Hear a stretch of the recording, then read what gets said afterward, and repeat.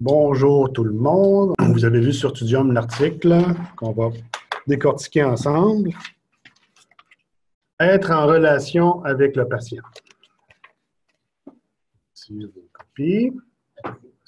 Puis là, vraiment, pendant que je lis et commente, là, moi, je m'attends à vous voir prendre des notes. Prendre des notes pour faire des liens avec les autres lectures qu'on a déjà faites. Okay. Puis vos stages. Okay. Ça va ressembler un petit peu à ça, le rapport de stage. Vous allez raconter comment s'est déroulé le stage, mais il faut faire des liens avec les lectures. Puis aussi avec vos interventions lors des séances d'intervision. Mettons, je ne sais pas, comme l'a suggéré Julia au 6e cours. C'est ça. J'approuve. Il y a ça. Vous êtes vous-même une source de connaissances, OK? Puis en vous reconnaissant mutuellement ce rôle-là, bien, ça contribue à valoriser votre propre savoir expérientiel, mais vous y réfléchissez ensemble. C'est ça qui fait qu'on franchit un degré de plus dans les niveaux de connaissance, parce que vous la partagez, puis dans ce partage-là, il y a des nouveaux éléments qui apparaissent. C'est pour ça que je vous encourage à aller voir les discussions là, que vous avez entre vous, parce que quand on discute, on ne s'en aperçoit pas nécessairement, on est dans l'action de discuter. Mais quand on revisionne ou on réécoute une discussion, là, vous êtes observatrice, des fois, de vous-même. Puis, moi, je le vois, là, quand je le fais, le montage, là, il y a une richesse là, qui se dégage, là, ensuite, qu'on ramène dans le cours, puis ça fait la boucle d'application des connaissances en lien avec la pratique. Je vais donc aller chercher le document. Être en relation avec le patient, écrit par Leila Adli.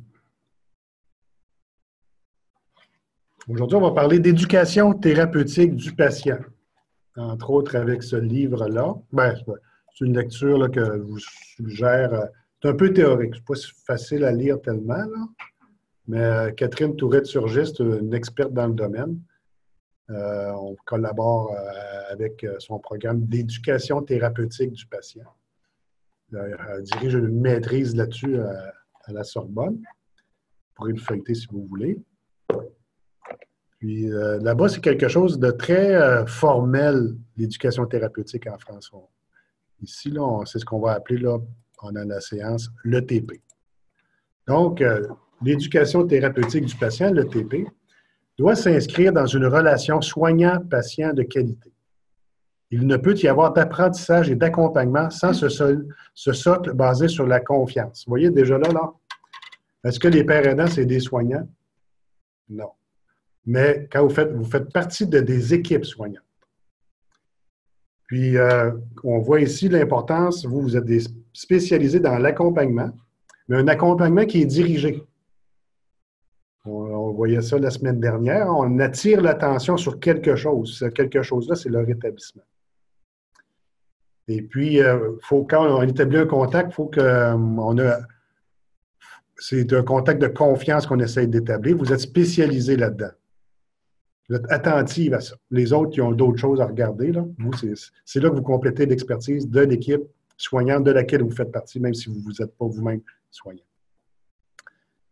S'il est vrai que la qualité du soin se juge sur la qualité technique associée à la qualité relationnelle, nous postulons que la qualité du soin éducatif est liée à celle de l'abord pédagogique et du soutien psychosocial associé à la qualité de la relation avec le patient. L'ETP offre donc l'opportunité de revisiter la relation que le soignant vit avec le patient. Ici, on ça dit bien, l'éducation thérapeutique. Ce n'est pas du traitement, c'est de l'éducation. Et puis vous, c'est là que ça, vous pouvez vous considérer un peu comme des éducatrices. D'ailleurs, on voit dans le réseau québécois, le terme père aidant n'est pas reconnu. On lui adjoint éducateur père aidant ou éducatrice père aidant, d'une part. Puis, d'autre part,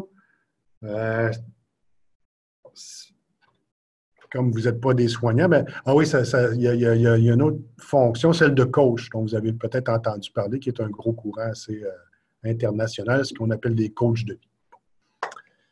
L'ETP est basé sur un modèle de relation partenariale. Le soignant rentre dans une relation d'aide. Il est à l'écoute des besoins du patient et les fait émerger. Il faut les connaître, ces besoins-là, si le patient ne les a pas énoncés. Donc, il faut l'aider à en prendre conscience puis à les faire émerger. On considère particulièrement l'entourage du patient afin de gérer au mieux les situations souvent délicates rencontrées dans la pratique clinique. Il a tout avantage à développer des compétences de communicant. Puis on voit ici, là, si on remplace soignant par père aidant, donc le père aidant a tout avantage à développer des compétences de communicant. Et puis lorsque vous allez participer au séminaire en réadaptation, c'est ça qu'on va observer. Comment vous communiquez avec les résidents, comment vous allez commenter les vignettes présentées par les résidents. La relation soignant-soigné ou père aidant, père aidé est une rencontre singulière, imprévisible, asymétrique et inégale. Quoique nous, on essaie de corriger ça, justement. Le mot « père » dans « père aidant », ça veut dire qu'on est des semblables. On travaille d'abord à développer cette confiance-là mutuelle, parce qu'on est des semblables, mais il faut aussi se démarquer. Et cette relation se construit autour d'un double langage particulièrement complexe, celui du corps et de la parole. L'importance du langage non verbal. Dans le modèle paternaliste traditionnel, le soignant est censé savoir et être objectif. Prenant en charge les intérêts du patient, il décide pour lui. Le principe de bienfaisance dont il se prévaut se décline comme suit: ne pas nuire, prévenir et supprimer le mal ou la souffrance, faire et promouvoir le bien. Ça reste pertinent, mais ce qui est obsolète dans ce modèle-là, c'est que de plus en plus souvent, le patient exige d'être considéré comme une personne et un citoyen autonome ou en voie de l'être. Le développement de la responsabilité et de l'autonomie du patient est susceptible de favoriser une meilleure prise en charge et une meilleure adhésion de celui-ci au plan de soins proposé. Cette situation contribue à une optimisation de l'utilisation des moyens mis à disposition par la société pour la santé de la population. On avait vu des compétences CanMed, les médecins, comme bons gestionnaires ou leaders, là, réfléchissent aussi à comment sont réparties les ressources pour pas qu'il y ait de gaspillage. Tu peux avoir de très, très bons soins, mais si le patient ne suit pas le traitement, c'est un gaspillage de ressources, n'est-ce pas? Donc, ça contribue, tout ça. L'autonomie du patient, c'est une belle vertu, mais on est conscient, il y a des enjeux économiques là aussi. Ça va faire probablement que des gens vont coûter moins cher au système parce qu'ils sont plus autonomes. Du modèle paternaliste, on glisse donc vers un modèle partenarial. À défaut d'égalité, cette relation partenariale implique une équivalence des prérogatives des deux parties.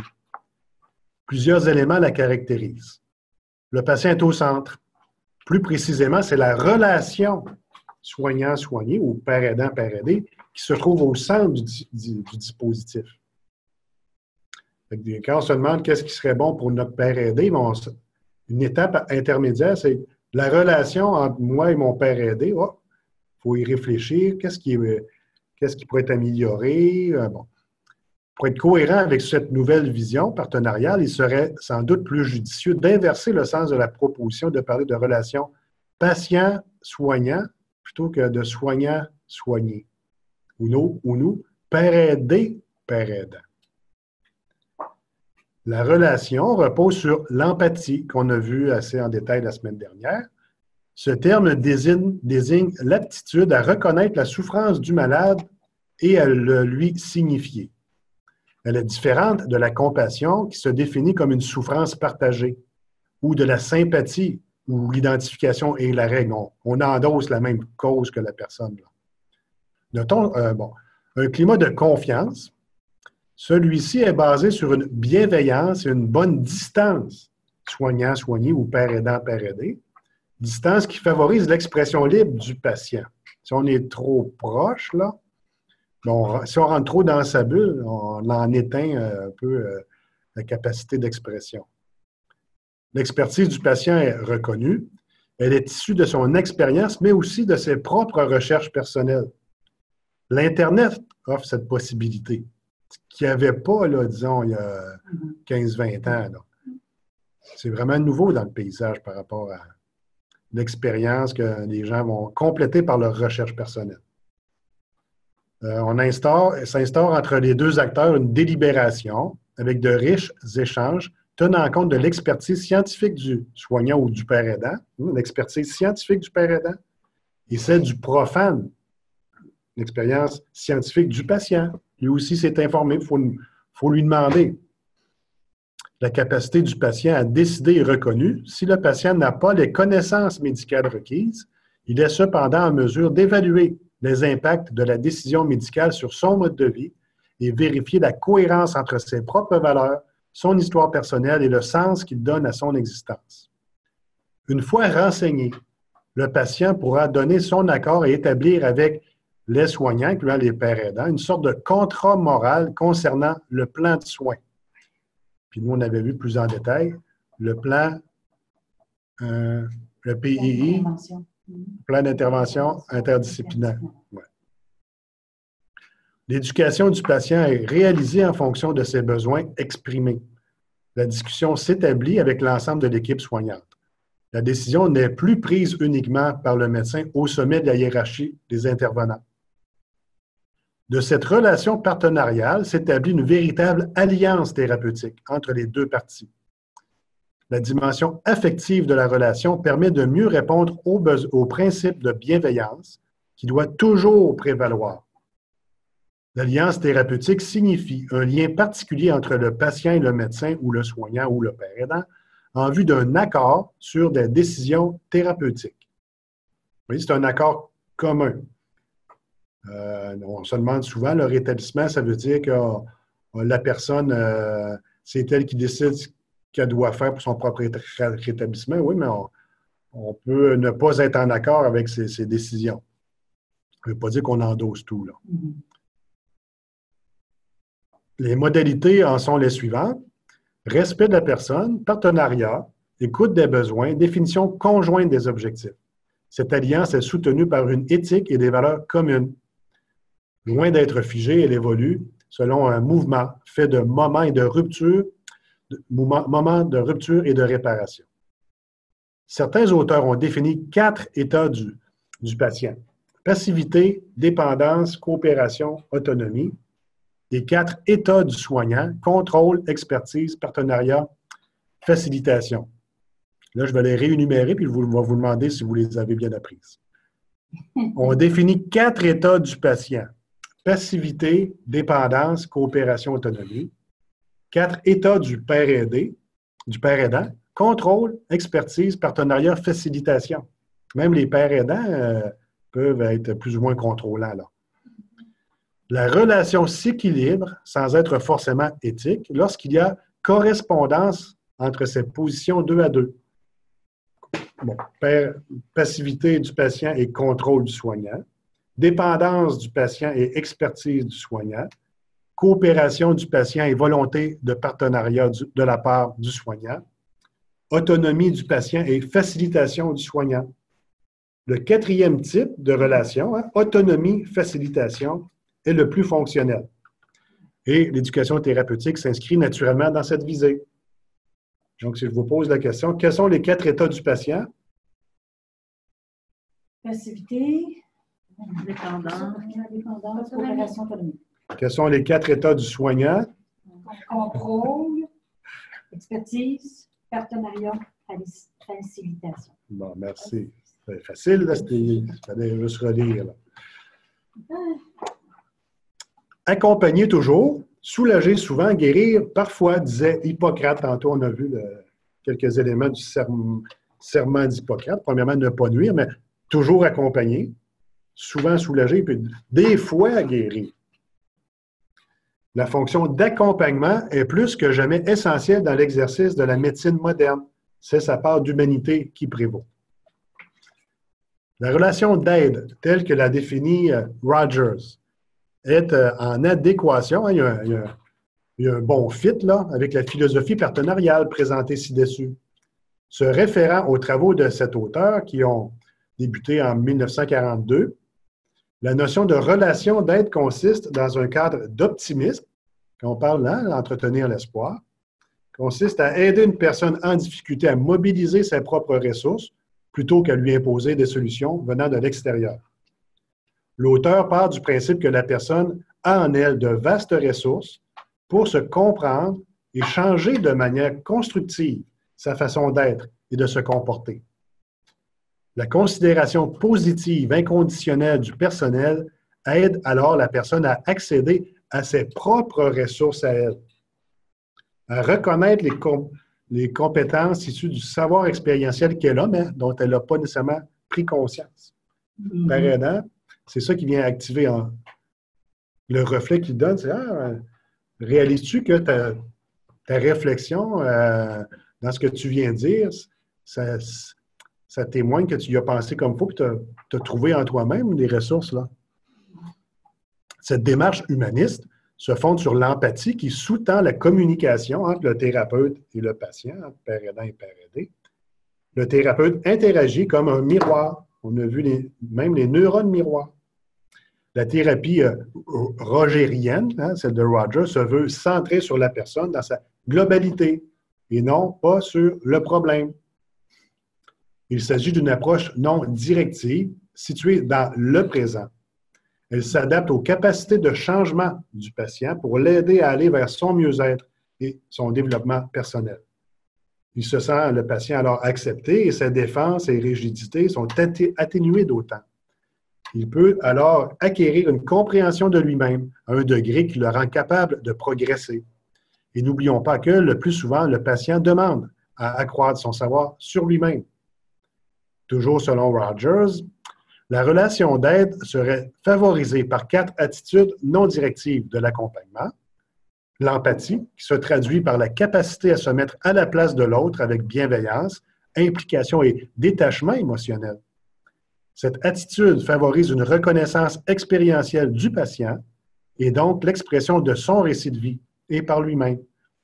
L'empathie revêt une fonction thérapeutique grâce au partage et s'oppose à la compréhension purement rationnelle de la situation. Une bonne communication avec une écoute active. Le soignant est activement présent à l'autre. La communication est claire et sans ambiguïté. Elle est davantage ciblée sur des ressentis que sur des faits extérieurs. C'est pour ça qu'on avait fait l'exercice la semaine dernière. Quand vous discutiez entre vous, qu'est-ce que vous aviez ressenti lorsque vous avez vu un père aidé dans telle ou telle situation ou le raconter lui-même telle ou telle situation? C'est par rapport au ressenti. La congruence, c'est-à-dire l'alignement entre ce que l'on est, ce que l'on fait, ce que l'on dit. En d'autres termes, il s'agit de l'authenticité. Le soignant est alors ressenti comme digne de confiance dans une relation interpersonnelle sécurisante. Le non-jugement, qui implique d'accepter le patient tel qu'il est. C'est un regard positif inconditionnel. Ces principes de communication et d'ajustement de la relation sont largement utilisés en éducation thérapeutique du patient. Ainsi, on définit classiquement la posture éducative en utilisant quasiment les mêmes termes. Elle est constituée, cette posture d'empathie, d'écoute active, avec des questions ouvertes, une attention soutenue. On montre qu'on est bien à l'écoute, là. On montre qu'on a de l'intérêt, puis on est expressif. Quand on veut que l'autre s'aperçoive qu'on a compris, on hoche de la tête. Ah oui, on montre à l'autre qu'on écoute, là. Puis on va favoriser la reformulation si on n'a pas nécessairement bien compris ou être sûr d'avoir bien compris, pour donner au patient le sentiment d'avoir été entendu. Il y a aussi la question de renforcement du sentiment d'auto-efficacité. Ça permet au patient de dire « Ah, bon, je suis capable de me faire comprendre. J'ai au moins cette capacité-là. » Autour de ça, on pourra construire. La question est donc de faire émerger les besoins du patient et les entendre et de les prendre en compte en établissant un plan de soins et une éducation en fonction de ces éléments-là. Donc, nous, il y a le plan de soins avec l'équipe, mais la notion d'éducation thérapeutique, c'est complémentaire, là, mais on voit que ça se construit à peu près de la même façon. il est intéressant de visiter les besoins fondamentaux tels que décrit Maslow. Hein, vous connaissez peut-être ça, la fameuse pyramide de Maslow. Il y a les besoins de base qui sont hiérarchisés en 5 niveaux. Le passage d'un niveau à l'autre est schématiquement lié à la satisfaction du niveau précédent. Ça forme une pyramide. En bas, tu as les besoins physiologiques indispensables à la survie de l'organisme. On appelle l'homéostasie corporelle, manger, boire, respirer. Une fois que tu as ça, là, tu peux penser à tes besoins de sécurité d'existence physique et psychique concernant famille, emploi, logement, finances, santé. Une fois que tu as ça, là, tu peux penser à satisfaire tes besoins de reconnaissance et d'appartenance sociale. Une fois que tu as ça, tu peux penser aux besoins de reconnaissance et d'estime en tant que personne. Puis une fois que tu as ça, tu peux penser aux besoins de réalisation et de dépassement de soi, de quête de sens. Mais moi, j'ai des bémols par rapport à ça. Moi, je pense qu'on pourrait assez facilement l'inverser. Quand la maladie, tu as tout cet impact-là, et oui, tu vas avoir des conséquences, peut-être difficulté de trouver un emploi, satisfait tes besoins de base. Mais avec tout le découragement qui vient avec, on est attentif à ça comme père aidant. Mais déjà, ça permet, vous êtes un exemple de dépassement de soi à travers la maladie ou de redéfinition de soi. Le père aidé, en voyant ça, là, si on prend la même pyramide mais inversée, il va développer chez lui une meilleure estime de soi parce qu'il va dire, on l'a vécu avec Julia hier, on avait des jeunes là, qui étaient venus, 3 groupes de 10 jeunes qui étaient venus dans la salle ici, puis ils avaient bien peur. On leur avait pas dit le matin où ils allaient. Là, à un moment donné, ils ont allumé, ils ont dit hey, on va dans un hôpital psychiatrique. Là, on leur a demandé comment c'est quoi que vous est venu à l'esprit quand vous êtes aperçu que vous étiez dans un hôpital psychiatrique. Donc là, ils ont mentionné, là, on pensait à ce qu'on voit dans les films. T'sais. Donc là, on a introduit, on a discuté, puis Julia s'est présentée. Puis là, à la fin, les 3 groupes, séparément, ils ont dit ce qu'on retient, là, c'est que finalement, c'est du monde comme nous. Donc déjà, mais toi-même, quand tu as le diagnostic, on va parler tout à l'heure de l'annonce du diagnostic, ça ne ressemble pas trop à la définition d'une personne, ça, là, ce libellé-là. C'est un diagnostic, quasiment une bébite à 3 têtes, là, ou 8 corps, ou je ne sais pas quoi. Là. C'est comme un nom d'un animal en latin ou d'une plante en latin là, pour une encyclopédie. Là. On dirait pas que c'est une personne qui parle, là, ce diagnostic-là. Souvent, toi-même, avec ça, c'est une faible estime de soi. Vous l'avez probablement déjà vécu vous-même, hein, puis comment vous avez réussi à retrouver ça. Mais ça, ensuite, pour se remettre à réfléchir à la question de sécurité, il fallait d'abord se dire, je suis capable. Avoir une estime de soi va vous permettre de peut-être se remettre en recherche d'emploi, d'un logement, améliorer vos finances et, par le fait même, améliorer vos conditions d'alimentation, puis votre santé physique naturelle. Si l'on peut considérer que le soin est censé répondre au premier niveau de besoin, mais c'est sûr que quand tu es en urgence et ta propre survie est en jeu, là, tu t'occupes de ça. Là. Okay? Tu ne vas peut-être pas lui demander c'est quoi ta quête de sens quand la personne est dans le coma. Là. C'est toi qui ne réponds pas. Donc, si l'on peut considérer que le soin est censé répondre au premier niveau de besoin, à savoir un fonctionnement physiologique satisfaisant, le patient ressent juste après d'autres besoins de sécurité liés à son milieu de vie, ainsi que la reconnaissance sociale en tant qu'individu. Mais probablement qu'on peut voir tous les niveaux se superposer. Là. Puis c'est de voir comment les niveaux, ce qu'il disait tantôt Maslow, c'est comment on passe d'un niveau à l'autre. C'est le passage qui est intéressant.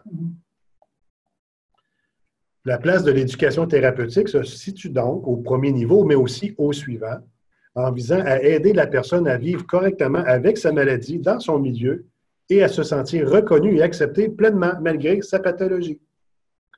Le 5e niveau relève de la réalisation de soi. L'émergence de la maladie fait vivre au patient une crise existentielle profonde, aiguillonnée, stimulée par une recherche de sens. Puis nous, en santé mentale, c'est encore plus évident qu'il y a une crise existentielle. Cette quête de sens est le propre du genre humain de tout temps.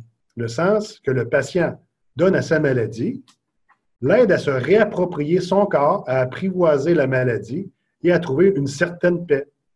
L'angoisse de la souffrance et de la mort, bien que toujours présente, est canalisée. Peu à peu, le malade peut intégrer la maladie comme acceptable. Il va apprendre à vivre avec. Là encore, la pratique de l'ETP prend tout son sens dans cet apprentissage. Le patient apprend seul, mais pas tout seul. L'aide des soignants, comme les pères aidants, tout comme celle de son entourage, est déterminante pour stimuler sa capacité d'auto-apprentissage. Par entourage immédiat, nous entendons le conjoint, la conjointe, les parents, frères et sœurs, les amis. Les termes de proche, d'accompagnant ou d'aidant sont aussi utilisés. Puis le père aidant, c'est certainement celui qui, étant quand même dans l'équipe soignante, est le plus proche là, de ce qui pourrait être perçu par le père aidé comme étant un proche. La maladie impacte la sphère familiale et amicale du patient. La maladie inflige un traumatisme psychique à l'entourage dont l'intensité varie en fonction du lien qui le lie au patient. Le soutien de l'entourage fait partie des soins prodigués aux patients. Dans le cadre de cette solidarité, les rapports que le patient entretient avec son entourage sont complexes, ambivalents et fluctuants. Il est important de les décrypter autant que de faire se peut afin de débusquer les pièges. Rappelons que le malade doit rester au centre dans la relation patient-soigné. Ce qu'on avait déjà vu comme étude de cas, la présence parfois d'un parent, une mère ou un père trop présent. C'est bien de considérer l'entourage, mais il faut faire attention de ne pas oublier que c'est le patient qui est au centre. Donc, le patient ressent un intolérable sentiment d'impuissance en épaulant l'aidant. Puis ce sentiment d'impuissance-là, le proche aussi le vit. En épaulant l'aidant, on permet au patient d'aller mieux, avec un retentissement positif sur la qualité de vie de chacun. L'éventail des réactions de l'entourage à la maladie peut s'étendre de la surprotection au rejet du patient. Quand le système familial est souple et ouvert, des mécanismes d'adaptation se mettent en place. La maladie est en général l'occasion de renforcement des liens préexistants. L'excès résiderait dans une surprotection ressentie par le patient et pouvant soit l'exaspérer, soit le rendre passif et déléguant. Il se fie à autrui, là. Si, dans le fond, le lien sont... C'est bien qu'il y ait des liens, mais bon, il ne faut pas que le patient soit étouffé dans tout ça. Puis à l'inverse, dans un système où il est trop rigide, où il y a peu d'affectivité, les liens sont rigides et fermés, l'émergence de la maladie entraîne des dysfonctionnements. Les ruptures sont fréquentes, tant sur le plan des liens affectifs que de la communication ou du soutien. La maladie exacerbe les conflits et les rivalités familiales, amplifie les sentiments de culpabilité ou de dette, ainsi que les attitudes de soumission ou d'agressivité. Donc, quand vous allez interagir avec un père aidé, vous allez vous demander dans sa situation par rapport à ses proches, là, lequel des deux patterns qui serait le plus, là, si on a à choisir entre A ou B, là, est-ce que c'est un milieu plus soutenant ou c'est un milieu, au contraire, plus rigide? La communication entre le malade et son entourage est parfois difficile. Pourtant, chacun a besoin d'exprimer ses difficultés et sa souffrance, incluant l'entourage. Le malade ne demande pas forcément d'être compris, mais accompagné, accepté dans l'amour et le respect de sa personne. Pour répondre au mieux à la situation, le soignant doit se poser certaines questions face là, à cette diade de patient aidant. Puis vous pouvez vous poser les mêmes questions. Concernant le père aidé, quelle est sa place dans la famille? Que représente pour lui la maladie? À quelle place est-il mis depuis qu'il est malade? Est-il confortable dans cette place? Y a-t-il rupture par rapport aux autres de l'entourage? Comment a-t-il déjà fait face à d'autres événements difficiles? concernant le père aidant, disons, qui est-il? Quelle est sa représentation de la situation? Cette relation, quelle relation a-t-il avec le patient? Est-il en souffrance? Donc, si l'équipe où il y a un père aidant, ils vont se demander, ah, mais le père aidant dans mon équipe, là, lui, qu'est-ce qu'il pense, le père aidant, de la situation du père aidé? C'est quoi sa relation père aidant-père aidé? Puis est-ce que mon père aidant dans mon équipe, souffre-t-il de cette relation-là avec ses pères aidés? C'est un autre niveau, au niveau de l'équipe où il y a des pères aidants. Mais ça s'applique à tous les autres membres de l'équipe. On se demande comment nos collègues vivent leur relation avec les patients suivis par cette équipe-là. Concernant la relation entre le patient et ses proches, comment fonctionne cette relation? Existe-t-il des modifications depuis l'apparition de la maladie? Existe-t-il des difficultés relationnelles, sexuelles et autres? D'après Mollet-Massol, plusieurs pièges sont à éviter. Il faut éviter d'infantiliser le patient ou les proches. Il faut éviter de favoriser une collusion familiale qui exclurait le patient au nom d'une soi-disant protection. Éviter d'imposer aux proches un fardeau trop lourd à porter. Éviter de sous-estimer la souffrance des proches.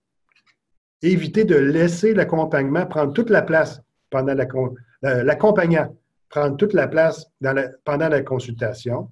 Il faut éviter de laisser parler l'accompagnant à la place du patient. Il faut éviter d'exclure de toute information utile certains membres de la famille. Éviter de faire la morale. On parlait de l'importance de ne pas juger. Et éviter de ne pas parler de choses difficiles, comme la sexualité. Au contraire, là, si on sait que c'est difficile, il ne faut pas faire comme si ça n'existait pas comme sujet, peut-être qu'il n'est pas simple à aborder. La même auteure propose des conduites à tenir. Le patient doit rester la personne centrale. Voir le patient seul, on peut le voir seul dans un premier temps. On peut aussi proposer de voir l'accompagnant seul dans certains cas. On peut aider chacun à s'exprimer et à communiquer et évaluer la souffrance de chacun. OK?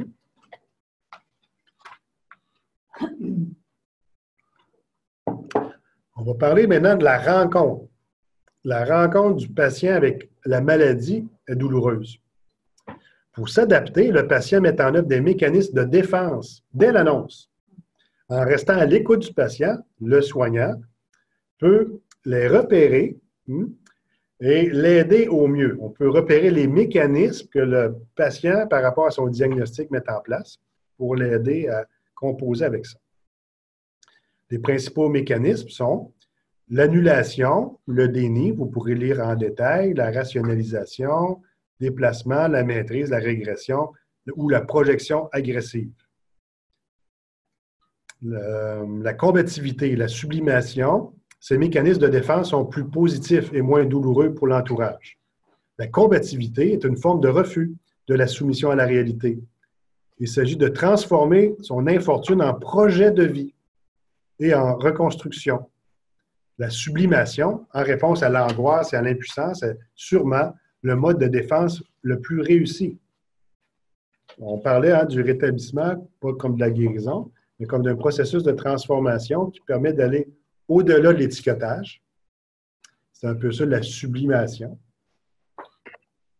Donc, il y a beaucoup, le rétablissement est souvent présenté comme un processus de sublimation, dans le sens, on va se libérer, ça existe, on l'a eu le diagnostic, mais on ne reste pas dans ce rapport-là, maladie, santé, là. C'est trop simpliste. Puis on va se libérer sans nier que ça existe, on va aller à un autre niveau. Cette sublimation se réalise, par exemple, par une création littéraire, artistique, musicale ou intellectuelle, ou une démarche associative ou humanitaire. On voit l'implication, les groupes associatifs d'usagers, vous voyez, sont là pour répondre à ce besoin-là. En prenant conscience de ces réactions, le soignant peut comprendre que ces réactions ne sont pas dirigées contre lui, mais sont bien l'expression d'un profond désarroi. il est essentiel de reconnaître ces comportements réactionnels pour mieux aider le patient. Le soignant n'est pas épargné par le bouleversement émotionnel créé par l'émergence de la maladie. Lui-même, le soignant peut être en difficulté face au patient, à son entourage et tout simplement face à sa propre impuissance. Il est alors douloureusement renvoyé à ses propres limites, ce qui pourra peut-être vous arriver comme père aidant, à sa propre vulnérabilité, à ses angoisses face à la maladie ou face à sa propre mort ou situation de maladie. Dans cette situation, certains comportements réactionnels du soignant peuvent être suggérés, sont répertoriés ici. Le mensonge, la banalisation, la fuite et l'évitement, la fausse réassurance, le refuge dans la science, l'information abandon, c'est-à-dire, là, on dit, moi, mon rôle comme père aidant, c'est de donner de l'information, tiens, voilà l'information. Là, tu lui garoches une pile de dépliants. Ah, mais le job est fait, j'ai donné l'information. C'est ça l'information abandon, là. Puis il y a aussi l'identification massive aux patients et l'apitoiement. Cette attitude efface la distance entre le soignant et le soigné. Le soignant, incapable de faire front, préfère faire corps avec le patient. Il n'est plus à l'écoute de l'autre, mais de lui-même. À un moment donné, on va dire, on est découragé comme le père aidé, puis on va dire, c'est-tu vrai que, bon. Puis on abandonne, on s'apitoie avec le patient. Bon. Face à ces constatations, quelles sont les solutions? Puis on va vous poser la question tout à l'heure par rapport à votre expérience dans vos stages. Quelles sont les solutions? Le premier réflexe pourrait être d'apprendre des techniques relationnelles et de communication de façon à se mettre à distance pour mieux gérer la situation. On parle, par exemple, de la formation Oméga. Mm-hmm. Mais le soignant ne peut éviter son propre malaise, ses propres angoisses et doit, de ce fait, comprendre ses réactions. En acceptant ses peurs, ses faiblesses, ses limites, il peut se libérer petit à petit pour être davantage présent dans sa relation au patient et en toute humilité. C'est là que le partage entre père aidant en exercice va favoriser le fait de pouvoir se comprendre soi-même par rapport à ces réactions-là. Dans la suite des qu'est-ce qui suit, donc? Bon. Je ne lirai pas tout à fait le détail. Vous avez des exemples, comment tout ça, ce cadre-là, permet de réfléchir sur la relation père aidant, père aidé. Vous avez tout ça dans le texte, OK? Je vais faire défiler à l'écran, là. Vous pourrez le voir. On va aller à la section finale. S'il y a des moments particuliers dans la vie d'un patient, mais aussi des soignants, où les émotions s'entrechoquent, l'annonce d'une mauvaise nouvelle, comme une maladie grave, en fait largement partie. En raison des émotions fortes qui y sont rattachées, les conditions de l'annonce sont fortement mémorisées et auront une répercussion marquée sur l'avenir. Il s'agit donc d'éviter la double peine pour le patient d'une maladie et d'une annonce blessante. Il convient d'apporter réconfort, rassurance et soutien. En outre, l'acceptation future de la maladie par le patient est conditionnée par cette annonce. OK? Ça va déjà pas bien, là. Tu arrives dans un établissement, à l'urgence, par exemple, puis là, tu te fais dire, la façon dont tu te fais présenter ton diagnostic, bon, peut-être pas directement à l'urgence, il y a une évaluation, là. Puis ça peut tellement être choquant que ça induit un autre niveau de traumatisme. Ça va aggraver la situation. Comme ça qu'on avait parlé, là, puis maladie mentale nosocomiale. Puis on a un autre article accepté sur cette notion-là, de plus en plus reconnu. Parce que là, l'équipe soignante, le médecin doit communiquer le diagnostic. Des fois, il le fait, bon, je dois communiquer le diagnostic. Puis vous l'avez peut-être vécu vous-même. Ça peut être déstabilisant. Puis, oui, en principe, ils sont conscients de ça. Quand tu vas l'annoncer, tu sais que ta patiente, là, si tu lui annonces un cancer du sein, là, par exemple, là, prends certains... Pense-y, là, comment tu vas le dire. Mais bon, des fois, c'est pas... ce qu'on s'est dit, justement, avec Catherine, c'est que ça devrait être une obligation autant c'est une obligation légale de donner le diagnostic, que de tout de suite attacher au diagnostic les possibilités du rétablissement. Sinon, ça peut n'être que décourageant. Puis là, si tu es découragé, si on prend la pyramide de Maslow, là, tu tombes de... on voulait faire monter d'une échelle à l'autre, là, oups, tu descends d'une échelle à l'autre. Parce que là, c'est un vocabulaire que tu ne comprends pas nécessairement, jargon médical, un diagnostic. Si tu te sens impuissant, tu te sens un peu... tu te demandes si c'est toi qui ne comprends pas. Puis là, tu te démoralises. Là, tu ne te mets pas en action. Tout l'effet d'entraînement. Donc, l'idée, ça va être tout de suite, si ce n'est pas avec des mots, c'est tout de suite au moins compenser pour ce phénomène-là en incarnant le rétablissement, pour compenser ce phénomène-là. Pour être le plus proche possible, puis rappeler à l'équipe que ça devrait venir ensemble. Lors de l'annonce, il ne faut pas qu'il y ait l'annonce d'une mauvaise nouvelle, mais il faudrait aussi qu'il y ait une bonne nouvelle. Le rétablissement, ça existe, j'en suis la preuve. Puis là, un autre aspect de l'objectif spécifique de la semaine, là, comment vous concevez votre relation par rapport au père aidé, la relation père aidant, père aidé. Vous avez des éléments ici qu'on vient d'aborder. Aussi, votre relation avec vos autres collègues dans l'équipe soignante, en contexte interdisciplinarité. Et puis, finalement, en contexte d'urgence, tout ça, qu'est-ce que ça peut vouloir dire? Parce que, dans le fond, si nous, on est plus concentré sur l'éducation que sur le traitement, si on prend le besoin d'urgence, le niveau 1 de la pyramide de Maslow, ça, on va laisser ça au docteur, aux urgentistes. On va se tasser quand la civière arrive, quand l'ambulance arrive, là, c'est pas le temps de donner des dépliants. OK? Donc, le temps de l'annonce, ce n'est pas nécessairement le bon moment, quand même, là, pour commencer à entreprendre un dialogue. Mais qu'est-ce qui pourrait être fait? Peut-être que oui, un dépliant pourrait venir. Supposons, le patient se fait annoncer, voici votre diagnostic, madame. Voici une petite brochure de l'Association médicale canadienne, c'est fiable. S'il y avait tout de suite un dépliant, la personne ne le lira peut-être pas tout de suite.